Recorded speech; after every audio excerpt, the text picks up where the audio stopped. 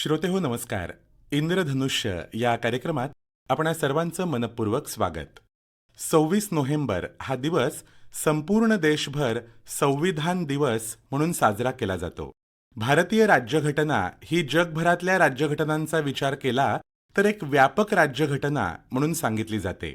घटनेचे शिल्पकार भारतरत्न डॉक्टर बाबासाहेब आंबेडकर यांच्या अध्यक्षतेखाली संविधान निर्माण करण्यासाठी मसुदा समितीची स्थापना झाली आणि अथक परिश्रमांनंतर जगभरातील वेगवेगळ्या देशांच्या राज्यघटनांचा अभ्यास करून या मसुदा समितीतील सदस्यांनी निर्माण केलेली राज्यघटना 26 नोव्हेंबर 1949 रोजी स्वीकारली. तेव्हा याच वैभवशाली राज्यघटनेच्या अनुषंगानं भारतीय राज्यघटना, मूलभूत हक्क आणि त्यांचे महत्त्व या विषयावरती आपल्याला मार्गदर्शन करण्यासाठी ज्येष्ठ विधिज्ञ विलासजी पाटणे यांना आज आम्ही इथे निमंत्रित केलंय. पाटणे सरांनी 7 पुस्तकं लिहिलेली आहेत. त्यांची नावं सांगायची तर अक्षरप्रकाश, सापडलेले आकाश, संचित, पारिजात, अपरांत, रामशास्त्री, झाशीची राणी यासारख्या पुस्तकांचं लिखाण सरांनी केलेलं आहे. 45 वर्ष ते वकिली व्यवसायामध्ये कार्यरत आहेत. या संपूर्ण वाटचालीमध्ये वेगवेगळी पदही त्यांनी भूषवलेली आहेत. तर असं एक बहुआयामी व्यक्तिमत्व म्हणून पाटणे सरांना आपण ओळखतो. वेगवेगळ्या वर्तमानपत्रांमध्ये देखील सातत्यानं लिखाण पाटणे सर करत असतात. तेव्हा आजच्या या कार्यक्रमामध्ये पाटणे सरांचं आपण स्वागत करूया. सर, स्वागत आहे तुमचं कार्यक्रमामध्ये. नमस्कार सर, राज्यघटना त्याच्यानंतर मूलभूत हक्क या विषयाच्या अनुषंगाने आम्हाला सगळ्यांना तुमच्याकडनं आज जाणून घ्यायचं आहे. तर सगळ्यात सुरुवातीला मला असं तुम्हाला विचारावंसं वाटतं की राज्यघटनेची गरज आणि निर्मिती का झाली याबद्दल काय सांगाल? खरं सांगायचं झालं तर भारत हा लोकशाही प्रधान देश आहे. लोकशाही आपल्या संस्कृतीमध्ये आहे आणि एकदा लोकशाही आपण मानली की त्याला एक लिखित घटना लागते. खरं म्हणजे कायद्याच्या भाषेत तत्वज्ञान म्हणजे संविधान. हां, ते जेव्हा लिखित होतं तेव्हा त्याला संविधान म्हणतात. आणि म्हणून असं जेव्हा आपण संविधानाकडे पाहतो तेव्हा 3 गोष्टी आपण लक्षात ठेवल्या पाहिजेत. नागरिकांची स्वातंत्र्य असेल, जीविताचं रक्षण असेल किंवा संपत्ती रक्षण असेल, या सगळ्याची हमी देणारं संविधान हां, हे एका कुठल्याही राज्यकर्त्याला किंवा राज्यघटनेत आवश्यक असतं.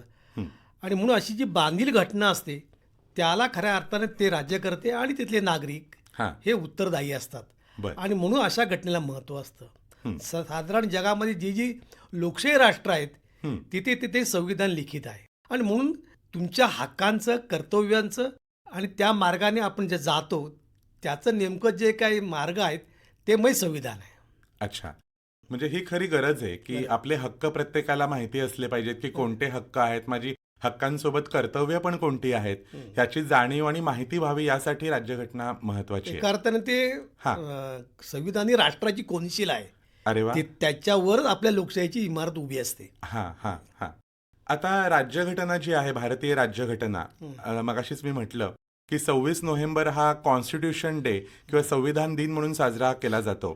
तर या भारतीय राज्यघटनेमध्ये कोणी कोणी नेमकं योगदान दिलं, काय सांगता येईल सर? त्याच्यापूर्वी तो एक छोटा मुद्दा मी आज मला सांगतो. हा, सांगा ना सर. की आपल्या देशामध्ये 560 संस्थानं होती. बरं. ही सगळी राजेशाही जवळजवळ होती. हां हां. काही प्रमाणात काश्मीर आणि थोडंसं निजाम हे दोघांचे बाजूला ठेवलं तर बाकी सगळे संस्थानं स्वखुशीने भारतामध्ये विलीन झाली. बरं. याला कारण 2 मगाशी म्हटल्याप्रमाणे आपल्या रक्तातच लोकशाही आहे आणि आपण लोकशाही एक संस्कृती मानतो. आणि म्हणून हे सगळा कारभार सुरळीतपणे झाला आणि सर्वांनी लोकशाही स्वीकारली आणि म्हणून मगाशी म्हटल्याप्रमाणे आपण संविधानाच्या मार्गाने प्रवास सुरू केला. बरं. आता हे जे संविधान सुरू झालं तेव्हा 9 डिसेंबर 1946ला पहिली बैठक झाली. म्हणजे आपण तेव्हा 300 जवळजवळ 89 सभासद होते. त्याहीपेक्षा बाबासाहेबांकडे जी सही आली, मसुदा समिती, जबाबदारी आली, त्यात 7 सदस्य होते. मी कृष्णमाचारीपासून सगळे होते. बरोबर. पण मला माहिती असल्याप्रमाणे जवळजवळ एक हाती जर कोणी जर जबाबदारी पेलली असेल तर ते बाबासाहेबांनी पेलली. अथक परिश्रम केले. जवळजवळ 2 वर्ष 11 महिने आणि 17 दिवस रात्रंदिवस तरी प्रयत्न केला आणि एक सुंदर राज्यघटना आपल्या देशाला त्यांनी तिकडे सुपूर्द केली. आणि म्हणून आपण एका अर्थाने बाबासाहेबांना संविधान निर्माता असं संबोधतो. तेही तितकंच महत्वाचं आहे. आणि हे करत असताना सर्व नागरिकांचं, जाती धर्म विरहित असलेल्या सगळ्यांचं, हो. सगळ्यांना संरक्षण मिळेल, सर्वांच्या हक्काचं संरक्षण होईल, हं. अशी एका चांगल्या घटनेची निर्मिती केली, ज्याच्यावर आज आपण गेले 75 वर्ष वाटचाल करतो आहोत. खरंय.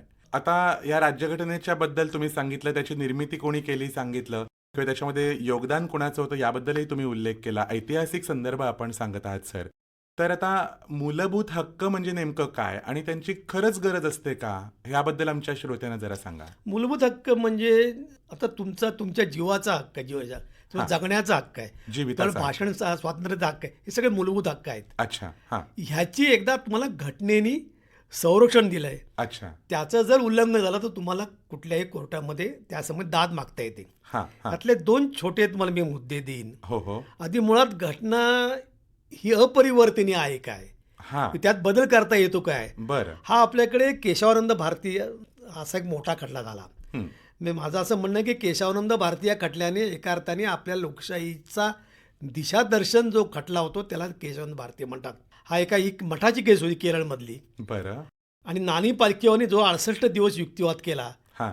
आणि असा एक त्याचा निर्णय आला, त्याने म्हणजे सुप्रीम कोर्टाने 11 न्यायाधीशांच्या घटनापीठाने हं. गोलकनाथ खटलाचा निकाल बाजूला सारला हां. आणि संसदेला घटना दुरुस्त करता अधिकार आहे असं मान्य केलं. बरं.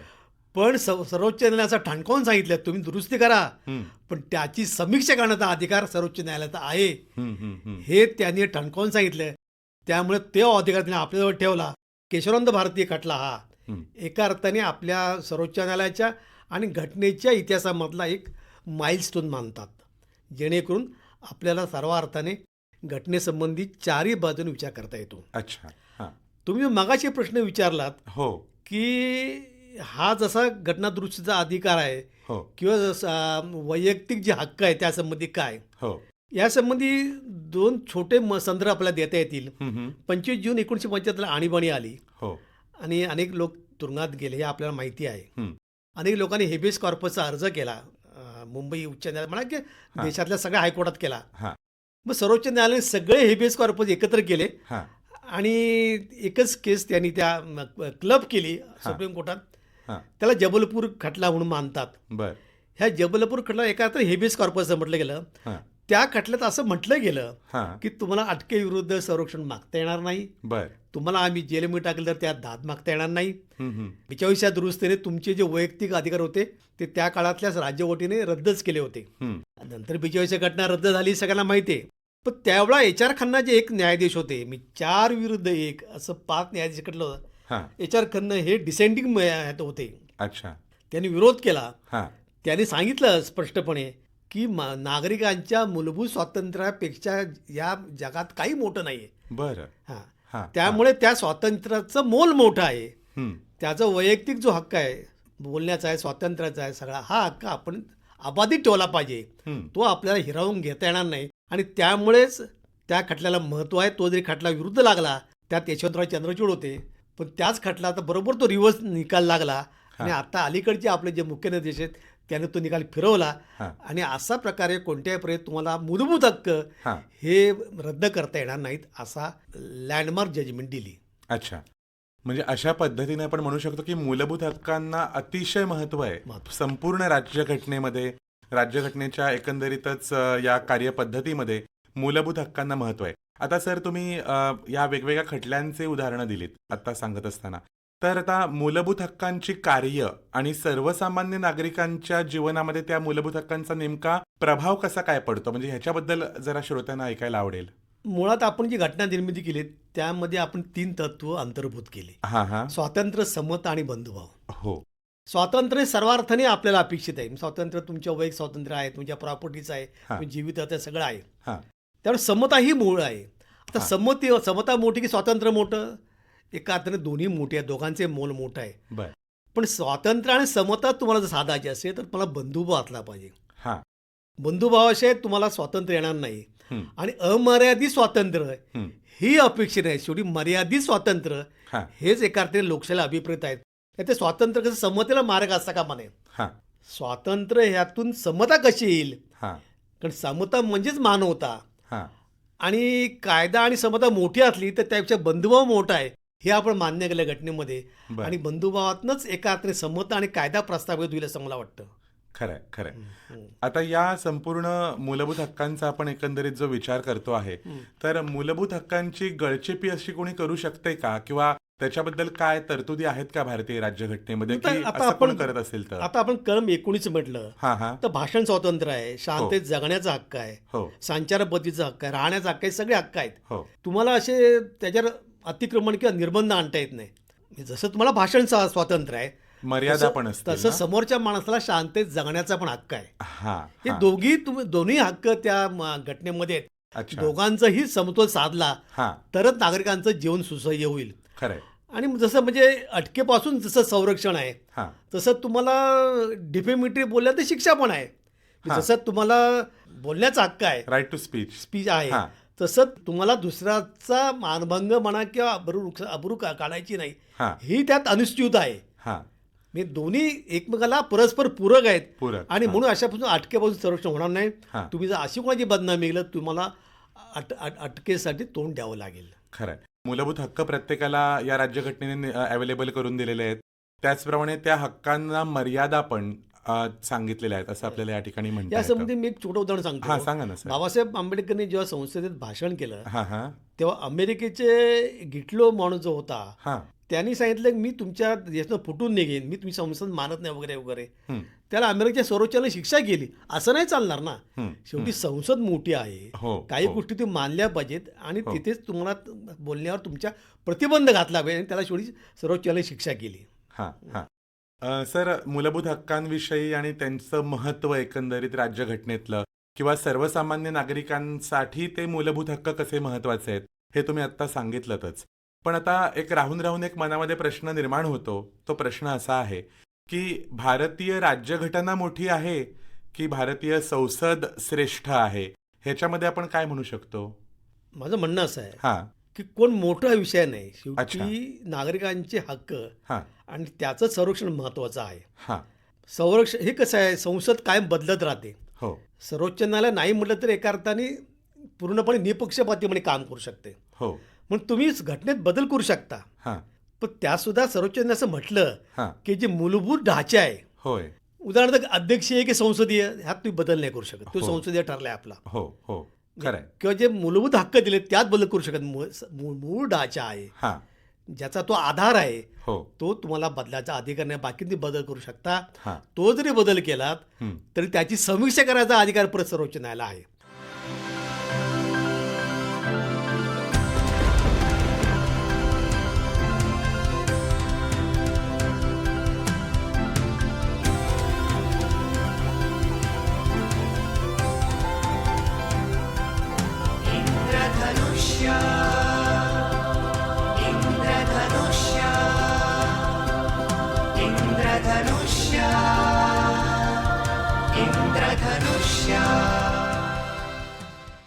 आता हे जे बॅलन्स प्रिन्सिपल आहे, आपण म्हणतोय त्याप्रमाणे की आपल्या या देशामध्ये असं म्हटलं जातं की सेपरेशन ऑफ पॉवर्स आहेत, म्हणजे लेजिस्लेटिव्ह, एक्झिक्युटिव्ह, ज्युडिशियरी. तर ह्यांच्यामध्ये जो एक बॅलन्स ठेवण्याचं जे कार्य आहे ते भारतीय राज्यघटनेनेच केलेलं आहे असं आपल्याला म्हणायला हरकत नाही ना? 100%. हा. मी कसं आहे माहिती आहे हा. का, अनेक वेळेला न्यायपालिका आहे हो ही कायद्याचा अर्थ लावत असतात. हो कायदा निर्माण करणं, कायदा नवीन जन्माला घालणं हे काम न्यायालयाचं नाही. हो न्यायालय फक्त अर्थ लावतं हा. आणि त्याचं नीट पालन होतं ना, एका अर्थी पाहत असतं. हो मग कायदा लेजिस्लेशनने करायचा, म्हणजे खासदारांनी करायचा आणि त्याचा योग्य तो अर्थ हा संसदेने लावायचा. हो हे महत्त्वाचं. अनेक लोकांना असं वाटतं की सर्वोच्च न्यायालय कायदा करत का नाही. सर्वोच्च न्यायालय हे गायडिंग प्रिन्सिपल शेवटी करू शकतं. बरोबर. सो मागे एकदा सर्वोच्च न्यायालय म्हटलं की समान नागरिक कायदा आपण का करत नाही, हम्म, हे त्यांचं एक गायडिंग मार्गदर्शक तत्वातला विषय आहे. हम्म. कायदा शेवटी संसदेनेच करावा लागतो, करायचा. तो त्यांचा हक्क आहे. कारण हो.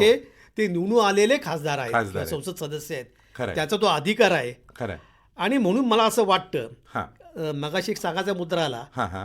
की तुम्हाला धर्माचा प्रसार करण्याचा अधिकार आहे कुठल्याही नागरिकाला, हो कारण आपलं निधर्मी राष्ट्र आहे. हो हो. पण असं करताना तुम्ही दुसऱ्याच्या धर्माबद्दल काही अतिरंजित विधानं हा किंवा करू शकत नाही ना? ज्यातून काही हा. मन करू शकत असं तुम्हाला करता येणार नाही. बरं. त्यासंबंधी तुम्हाला एक खटल्याला सामोरं जावं लागेल. बरोबर. तुम्हाला तुमच्या मर्यादेत राहून, कायद्याच्या चौकटीत राहून तुम्हाला धर्माचा प्रचार करण्याचा अधिकार आहे. तो घटनेने तुम्हाला 25 कलमाने दिलेला आहे. बर. सर, जसं फंडामेंटल राईट्स किंवा मूलभूत हक्कांविषयी आपण आता सविस्तर सांगितलं, तर तसंच एक भारतीय राज्यघटनेमध्ये असंही पाहायला मिळतं की ज्याला आपण म्हणतो फंडामेंटल ड्युटीज, म्हणजे नागरिकांची कर्तव्य. तर मग कोणती आहेत कर्तव्य नागरिकांची, काय सांगता येईल? नाही, कर्तव्य अशी 2 प्रकारे सांगता येतील. मुळामध्ये आपल्याकडे स्वतंत्र न्यायपालिका आहे. म्हणजे आपले ते घटनेतच तशी तरतूद आहे. त्यांचे पगारचे वेगळे स्वतंत्र होतात, त्यांच्या नेमणुका स्वतंत्र होत असतात आणि त्यांची निपक्षपाती न्यायदानाचा अपेक्षा असल्यामुळे ती स्वतंत्र ठेवलेली आहे. आणि म्हणून असं जेव्हा स्वतंत्र न्यायपालिका असते तेव्हा नागरिकांचं एक कर्तव्य असं असतं की आपण कायदा पाळला पाहिजे. जो आपला देशाने कायदा संमत केला त्याचा पूर्ण आदर ठेवून तुम्ही जर कायदा पाळलात, त्याचा आदर ठेवलात, तरच मला वाटतं लोकशाहीचं संरक्षण होईल आणि सर्वांनाच एका अर्थाने न्याय मिळेल. म्हणून कायद्याचा रिस्पेक्ट ठेवणं, आदर ठेवणं हे प्रत्येक नागरिकाचं काम आहे. आणि आपण कायद्यात वागतोय की नाही ही आपण आत्मपरीक्षणात्मक बघितलं पाहिजे, मला असं मला वाटतं. दुसरं असं, हे आपण जेव्हा असं करत असतो आपण नेहमी कुठलाही नागरिक हा माझे हक्क काय विचारत असतो. या हक्काबरोबर काही जबाबदाऱ्या येतात. खरं आहे. तर धर्माचा प्रचार करताना तुम्ही दुसऱ्याच्या धर्माच्या बद्दल काही तुम्ही वाईट उद्गार काढणार नाही किंवा त्याच्या धर्मावर काही अतिक्रमण होईल, वागायचं नाही तुम्ही, हे आपल्या घटनेमध्ये समाविष्ट आहे. आणि मग घटना एका अर्थाने सर्वांना बांधील आहे. त्यातूनच खऱ्या अर्थाने मला वाटतं घटनेचा विकास होईल आणि लोकांना न्याय मिळेल. खरं आहे. सर, या देशामध्ये असं म्हटलं जातं, भारतीय राज्यघटनेचा जेव्हा विचार केला जातो त्यावेळेला, की या देशामध्ये रूल ऑफ लॉ आहे, म्हणजे कायद्याचं राज्य आहे. मग म्हणजे हे कायद्याचं राज्य आहे, म्हणजे नेमकं कसलं राज्य किंवा काय म्हणायचं, कसं चालतं हे राज्य? आता तुम्ही मला सांगा, आपण नाक्यावरून जात असतो. साधारण तिथे 2 पोलीस असतात, आणखी एक मैलावर 2 पोलीस असतात. एक 10 पोलीस ट्रॅफिक कंट्रोल करतात. नागरिक किमान 50-1 लाखभर असतात. हे 2 पोलीस जेव्हा नागरिकांच्या रस्त्यावरचं सगळं ट्रॅफिक कंट्रोल करतात, ह्याला कारण असं आहे, आपण ट्रॅफिकचे 90% जनता ही रूल पाळते, तो कायदा पाळते. बरोबर. आपल्या डावीकडून जायचं, स्पीडचा कंट्रोल पाहिजे. हे सगळे जे ट्रॅफिकचे नियम आहेत आपण पाळतो, हे पाळल्यामुळेच एका अर्थाने कायद्याचं पालन होतं. ते कसं आहे, नुसता कायदा करून, संविधान करून जग चालत नाही. त्याला लोकांची मान्यता लागते, लोकांचा कायद्याबद्दल, घटनेबद्दल आदर लागतो, तरच ती घटना एका अर्थाने रुजते आणि त्यातूनच लोकांना न्याय मिळतो. की जर तुम्हाला कायद्याबद्दल आदर असेल, कायद्याबद्दल तुम्हाला एका अर्थाने प्रीती असेल किंवा तुम्हाला प्रेम असेल, तर तो कायदा जनमानसात रुजतो. कायदा म्हणणारे 2%, अर्धा टक्के लोकच असतात. पण जे 90-95% लोक कायदा पाळतात, त्यातूनच कायदा उभा राहतो आणि कायद्याला जनतेची, प्रजेची मान्यता मिळते आणि कायदा हळूहळू खालपर्यंत पाझरत जातो.